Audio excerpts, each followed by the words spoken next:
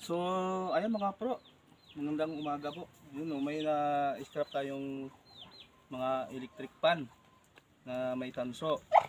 So ngayon, kailangan naman natin tanggalin din sa bakal para maipon po natin, para dalhin natin sa junk shop. So, samahan nyo kami mga kabro. Sama-sama na naman po tayo hanggang dulo. Let's go. Gagamit po tayo ng grinder para mabilis matagod.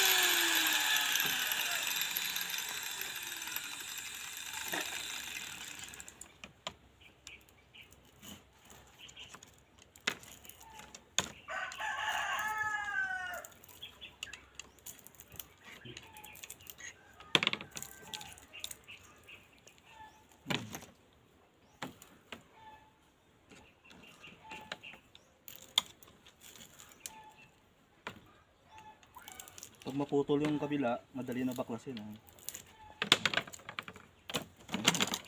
Alam mo na yung technique. Oh, ganito lang po yung technique.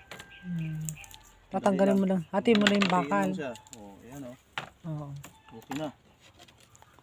Ayan oh. Tunay ba yan lahat? Tunay ito. Ayan.